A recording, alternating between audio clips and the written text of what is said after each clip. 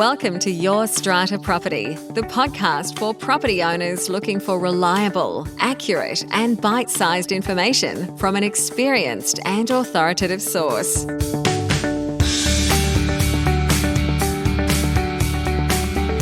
Hello and welcome. I'm Amanda Farmer and I have with me today, in person, face-to-face, Reena Van Alst from Strata Central. Hi Amanda, it's just so lovely to see you in person, and this is our first podcast ever recorded together. Absolutely. We have been doing our wins and our challenges on the podcast for the last 3 years or so, I think. And always over Zoom video, or more recently we use a platform called Riverside. And we have not, for whatever reason, COVID is a part of the reason, but not all of it, have not ever sat in person, face-to-face in a room and recorded a podcast episode. But here we are. And it's so lovely to see you, Amanda, in person and actually physically touch. Yes, I have managed to get myself in the same city as Reena, and we are in a city office. We're above a busy road, so if you do hear some sirens, which we often hear in Sydney, apologies for that, but this is just how it goes. Exactly. When we're not in the home studio. Well, here we go, Reena. Share with me, please, your challenge for this week. Yeah, so this is a challenge, Amanda, that I haven't been personally involved in, but one of my owners has come to me from another strata plan that they also own an apartment in.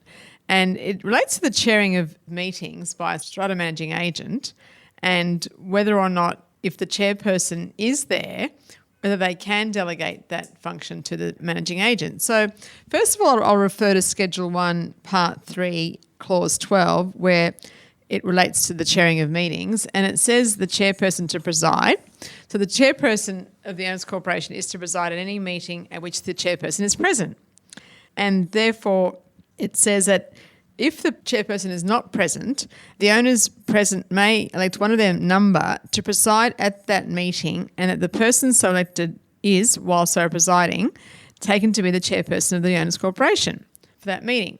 Now, there's another clause in the Act, Section 52, where it says the Owners Corporation may delegate functions to the strata managing agent. It's obviously the basis of agency agreements and what delegations are given to the agent at a general meeting when they're appointed. So, Amanda, there seems to be a bit of a conflict where the chairperson, if they're there, they need to chair the meeting, and then if they don't want to, the other members can elect one of their number to do so. But that sort of seems to be inconsistent with the clause relating to the fact that an owners corporation can delegate some or all of their functions. So can the owners corporation really delegate the function of chairing a meeting to its managing agent? The way that I read Clause 12 in Schedule 1 to the Strata Schemes Management Act, and this is the clause that you read out, which requires the chairperson to preside at meetings of the Owners Corporation. I read that word chairperson to include the strata manager who has been delegated the function of chairperson under their agency agreement, which, as you pointed out, under Section 52 of the Strata Schemes Management Act, the Owners Corporation can delegate the function of chairperson to the strata managing agent. So I think you're already there in your capacity as chairperson, ticking that box that's in Schedule 1, Clause 12. The chairperson is presiding. The chairperson is the strata manager because the strata manager has been delegated the function of the chairperson. Yeah. What do you think? Yeah. I mean, that's what we've always used as our basis upon which we have been able to chair meetings. Then when I was reading it, I'm thinking, because many years ago I did attend a meeting where that did come up, and therefore we were told that we were not able to chair the meeting because it wasn't specifically delegated in the agency agreement that the agent could act as chairperson, secretary and treasurer in a partial way. So I think that what you're saying, Amanda, does make perfect sense, because once the delegation has been made in the instrument of appointment, therefore you are delegated that function. Therefore it's not really inconsistent with this clause where if they are present, because you, in a sense, you are that person through the delegation. Where I have seen this come up, and I have successfully prevented a particular person from acting as a chairperson, is where neither the elected chairperson is present nor the strata manager with delegated authority to act as chairperson, and a group of owners wants their lawyer to chair the meeting. Now, I have always said, because of precisely these provisions, that a lawyer, assuming they're not an owner in the building, present at the meeting and entitled to vote, has no entitlement to chair. You can't even nominate them to be the chair because those who are present at the meeting may only elect one of their number to preside at that meeting. And I read that to be someone who is present at the meeting and entitled to vote. Yeah, that's been our understanding based on what that provision means. Yep. So definitely I have had that question come up before. What I have noticed some strata managers do, and I think you do this, Reena, I've seen the way you chair meetings, is that you do officially request, is that the right word, those present if they're, you ask, are they comfortable that you act as chair? And they generally all say yes. And I know for strata committee meetings, I've seen you do that as well. Yeah, we always seek consent, Amanda, just to make sure that the chairperson, if they are present, is happy for us to chair the meeting, or if they're not present, that the other owners or committee members are happy for us to chair, and that's always been the case.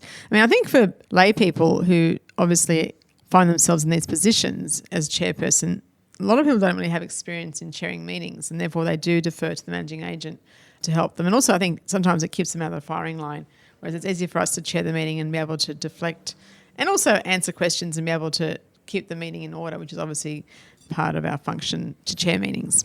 Having said that, I have seen some committee chairs chair meetings very, very well. Oh. And also I have seen some chairs that have room for improvement, but others who over time have honed their skill as chair, and that is only through chairing general meeting after general meeting after general meeting and having the strata manager sit next to them and guide them. Yes. Often chairs will want to fulfill that role, but they want to do it well, and they acknowledge that these are complex provisions in our legislation. We want to make sure the meeting runs as smoothly as possible and according to all those protocols. So asking the strata manager to sit next to you as you sit in front of the room full of people, if you're having a meeting in person, can be a helpful way to make sure you're ticking all those boxes. Oh, definitely, Amanda. I've had some people that have done an exceptional job, which I actually have sat there in awe and I think, wow, I wish I could chair a meeting like that. I actually had one particular chairperson from a company title building that we're managing currently, and we had the meeting last week, and he's so well versed in being able to then summarise the discussion in a form that then the person taking the minutes, which wasn't me, was able to do so. And I thought that's a really clever way of, listening to everybody, chairing it, controlling it, but then saying, hey, this is the action points and this is what we're going to minute. So that's also a good thing for as strata committee meetings as well, where they're not so formal in terms of their resolutions as such. Yep. Excellent. Thank you for raising that one, Reena, and covering off the role of the chairperson and the authority to delegate the function of the chairperson. My challenge for this week relates to the Common Property Memorandum. Now, many of our listeners will be familiar with the Common Property Memorandum. Our 2015 legislation introduced the ability for owners' corporations to adopt this document called the Common Property Memorandum. I will put a link in the show notes to the standard form Common Property Memorandum for New South Wales. But in short, it's a document that lists which aspects, components, parts of a strata title development are lot property and therefore the responsibility of lot owners, and which parts are common property and therefore the responsibility of the owners' corporation. Now, I'm raising the Common Property Memorandum today, even though it's been around for many years, because I'm seeing more and more buildings adopt it or want to adopt it. And our strata legislation does provide that an owners' corporation can adopt the Common Property Memorandum as a bylaw. And a lot of buildings want to do that as they believe an easy way to explain to lot owners what is lot property and their responsibility and what is common property and the owners corporation's responsibility. Now, we've talked about the Common Property Memorandum a little bit in passing in the past, Reena. In particular, some parts of it that I have felt actually don't correctly reflect the legal position of what should be lot owner responsibility and what shouldn't. And I wanted to get your perspective as a strata manager working with buildings who may be adopting or wanting to adopt the Common Property Memorandum. Are you seeing it become more popular? Do you get questions from lot owners at a general meeting about the Common Property Memorandum, and what are those questions? And how do you see it being used in practice, if at all? What would your recommendation be to buildings who might be thinking of adopting the Common Property Memorandum? Yeah, normally, Amanda, some buildings have come to us, but it hasn't been as many as I would have thought would have been asking for it. I think it depends on the building and their number of bylaws and how robust they are in terms of demarcating certain things in terms of responsibility. I am aware that on the whole it is a very well-rounded document and very accurate, but there are obviously exceptions in some buildings where it may not apply, and I think that's where the issue has become perhaps contentious for some buildings. I've seen the document used previously when the LPI had it as a document when it was called Land Property Information before it became Land Registry Services. And it was used quite often then to try and help managers to explain to lot owners what was common property and what wasn't. Because when you give them the definition of common property, it's quite a vague term and therefore in its definition, and therefore it was hard to try and articulate things like stopcocks and whether they were within the apartment or outside the apartment, whether, that service was only limited to your own apartment where, let's say it was a pipe that was only bringing water to your apartment, whether it was joint bringing water to more than one apartment. It was, in those areas, it became quite complicated and therefore at times it was actually requiring legal advice. Yes, I'm glad you've raised stopcocks, Reena, because I know we have spoken about this in the past on the podcast, and as I look at the current version of the Common Property Memorandum, I can't be certain, but I will go back and look at the earlier version I had. I believe that part of the memorandum has been changed to be much clearer that any pipes downstream of any stopcock, which only serves a particular lot and is not within any common property wall, is indeed lot owner property and lot owner responsibility. It was not that clear some time ago when we were having that discussion about stopcocks.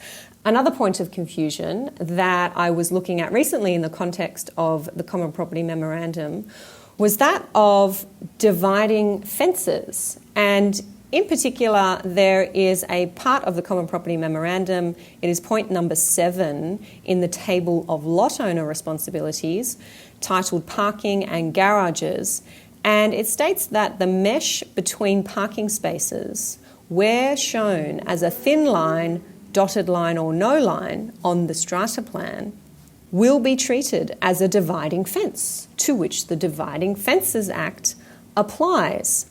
That mesh, therefore, supposedly being lot owner responsibility, if there's a problem with it, it's not common property and it's for the lot owners to sort out as between themselves, applying the provisions of the Dividing Fences Act. Now, this was pointed out to me by an owner who'd stumbled across it and I believe may have heard me previously, whether it was on the podcast or inside our online members community, say that the Dividing Fences Act does not apply inside strata schemes.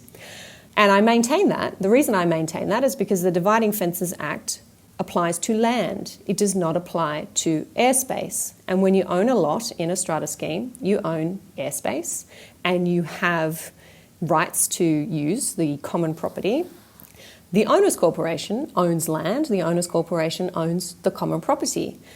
The Dividing Fences Act is quite clear that it only applies to land, so it only becomes relevant to strata schemes where you may have a dispute about a boundary fence, being the boundary between the common property and your neighbour, whether your neighbour is a freestanding home or another strata scheme or a company title.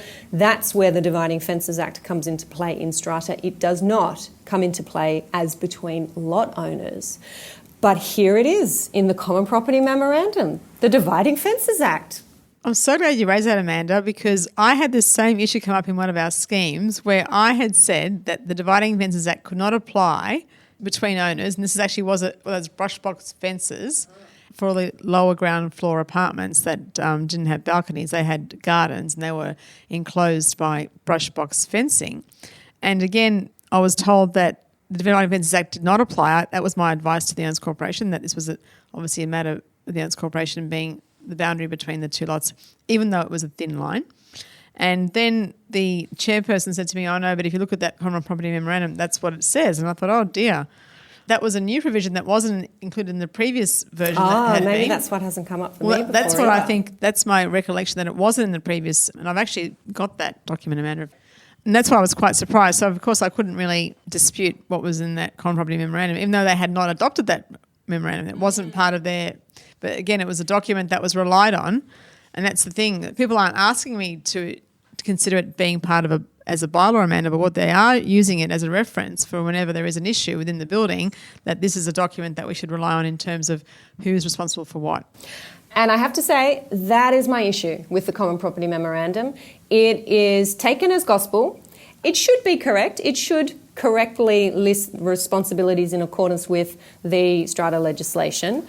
It doesn't in some parts, this dividing fences reference being one of them.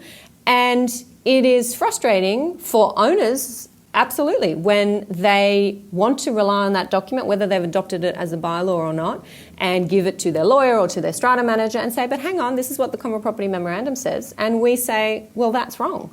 What good is a document that is supposed to make things easier if it's not correct? And I am also aware that the Common Property Memorandum has been used as a basis for other guides, for example, Strata Community Association's Who's Responsible guide. And I've had a similar experience where strata managers have been attempting to assert responsibility for particular items in accordance with the Who's Responsible guide, which in turn relies on the Common Property Memorandum, and it's wrong. Yeah. And having to pay for legal advice or debate about legal advice, and I just think that's very unhelpful when we should be trying to make things more simple for owners, not more complex. Yeah, I totally agree, Amanda. I think that's where the whole thing has, in a sense, inadvertently become sometimes an instrument that doesn't actually help owners resolve things but creates more complexity. As I said, an example of the dividing fence, where then we had to then get the two owners to agree, then we had to invoice them separately, and in 50% each paid the invoice. And therefore, you're right, it should be a document or a guideline that would be helpful, but in times where you've said it has been incorrect, it's actually caused problems. And I'm glad that you actually raised that particular part of that memorandum. The other issue with the Common Property Memorandum and adopting it as part of your bylaws is that our legislation is very clear. You cannot add items to the Common Property Memorandum.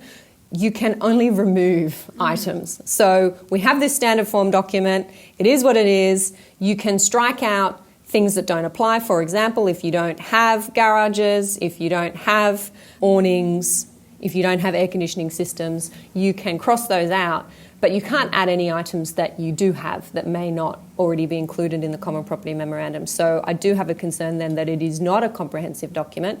It may conflict with bylaws that are already in place for a building. So any building adopting it does need to be very careful to state what happens in the event of any conflict between the Common Property Memorandum and the other bylaws, and see if those are conflicts they can live with.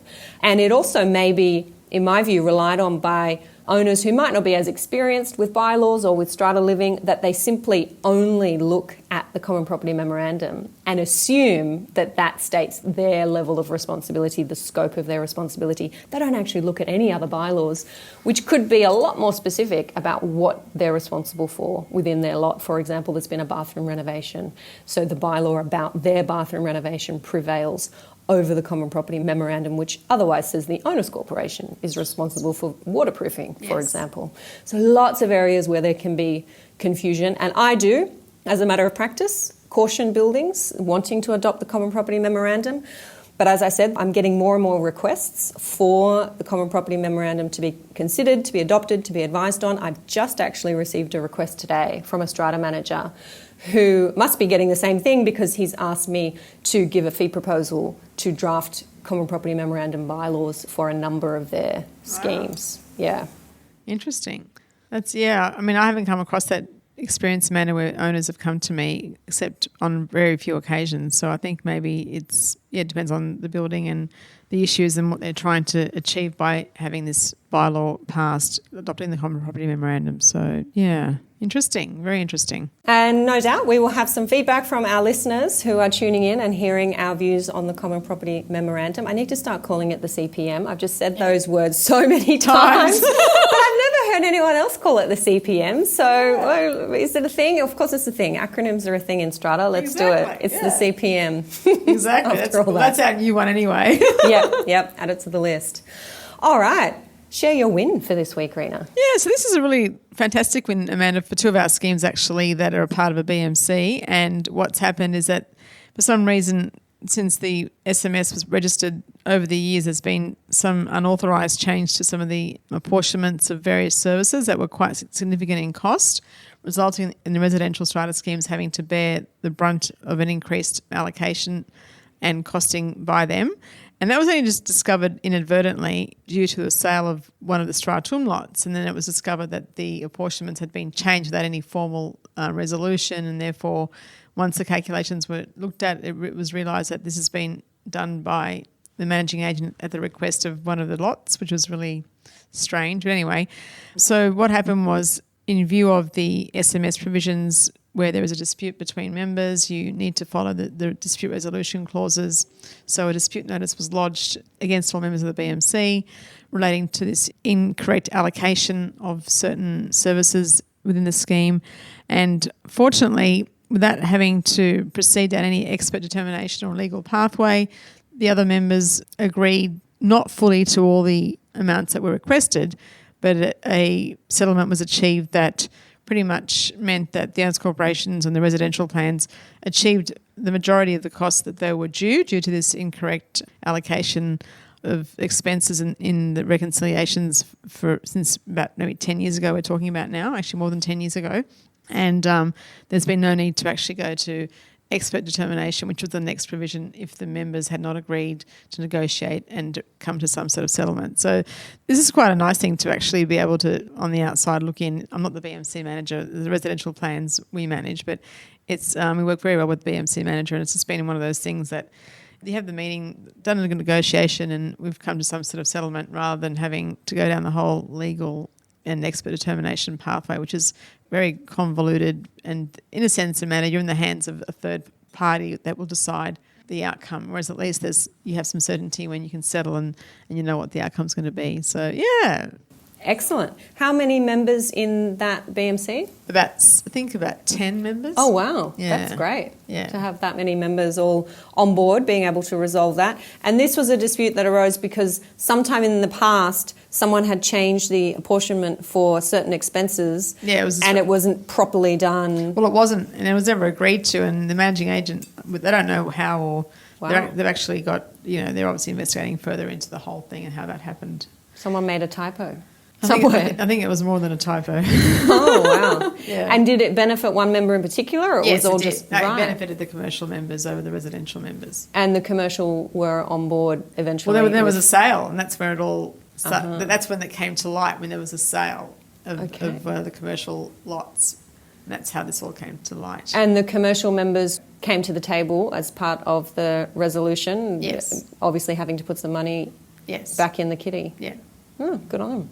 Yeah. Not as much as I think had been originally assumed or calculated, but obviously there's been, as I said, I'm not the BMC managers, I'm not privy to all the calculations and what's happened, but as that has been reported to me by the representatives from the BMC, that there was some negotiation, and now that, we're coming out with a reasonable settlement. Because, as you can imagine, Amanda, over the years, if this error was compounded through being passed each year at the incorrect rate, then that amount would have been, if it hadn't been addressed now, we just would have continued, and it would have meant that the levies, for most buildings, levies keep going up. I think people sort of have this thing where, a building's ageing, it's like a person ageing, They get more expensive to look after. That's right. Just think about parents and all the drugs they take and hospitalisations and, that sort of thing. High insurance. Yes, indeed. Yeah.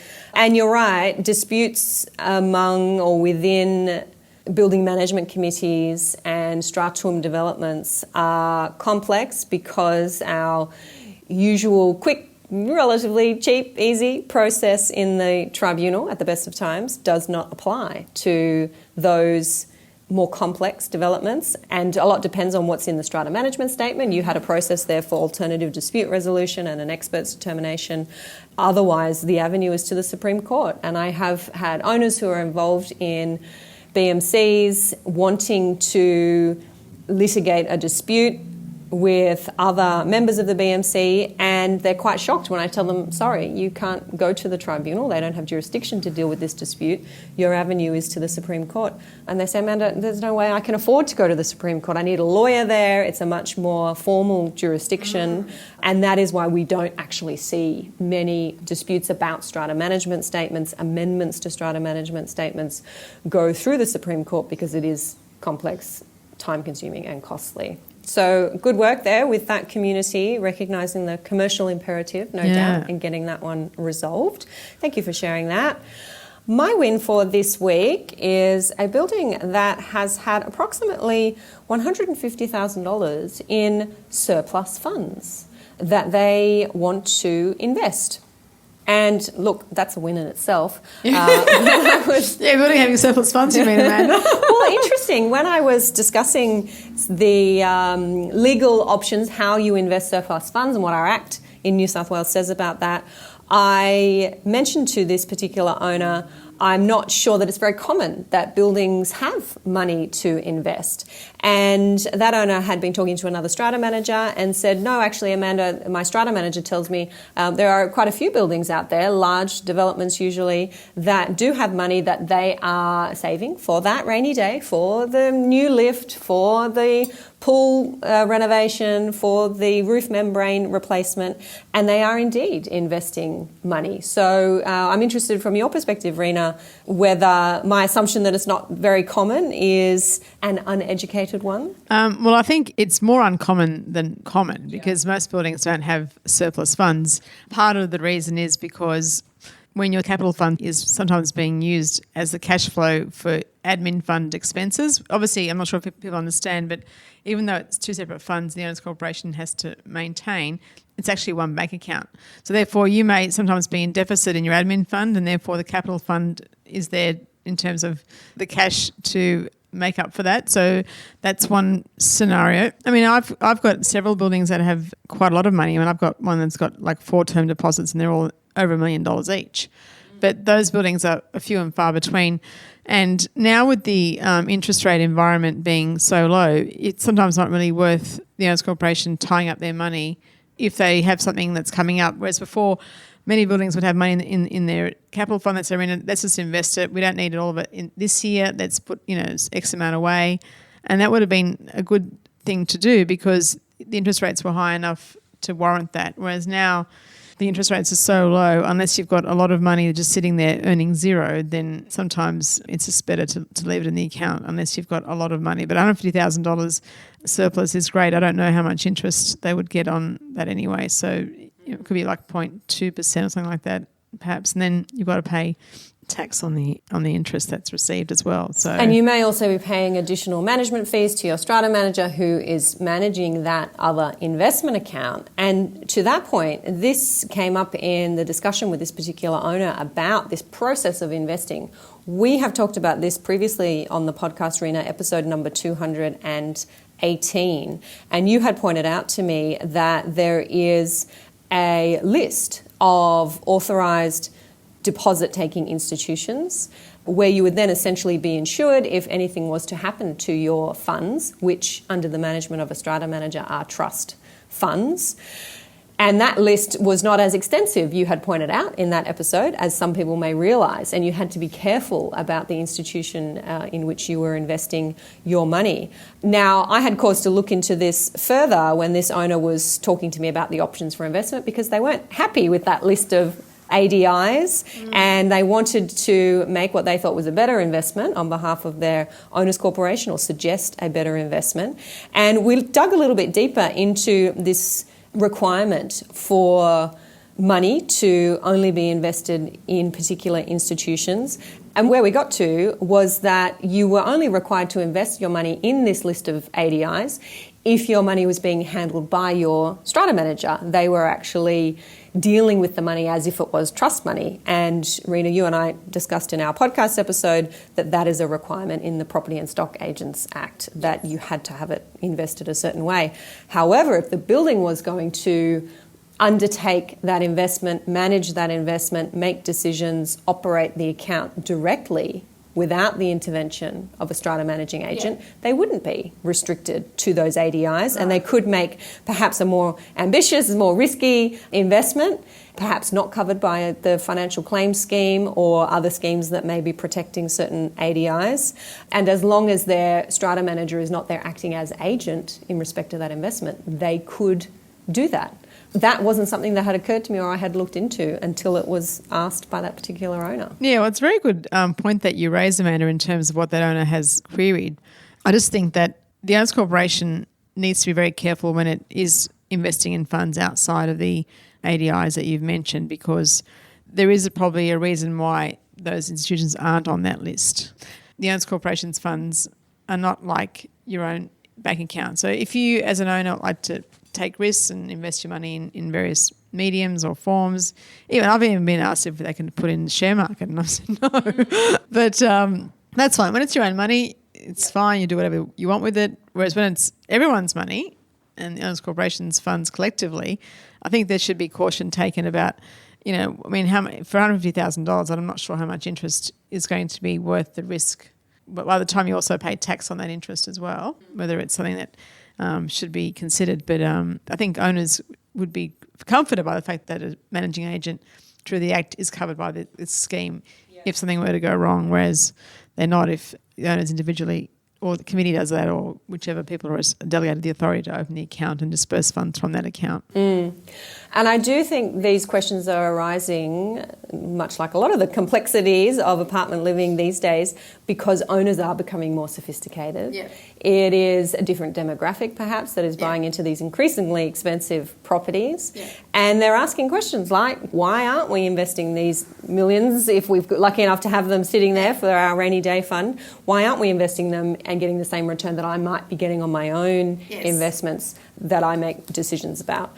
And it's a fair enough question, but I agree with you, Reena. It's important to be educated, about the legalities of your investment and making sure that you're doing what you are allowed to do within the boundaries of the Strata Schemes Management Act, and indeed that if you have a strata managing agent, that they are complying with their obligations under the Property and Stock Agents Act.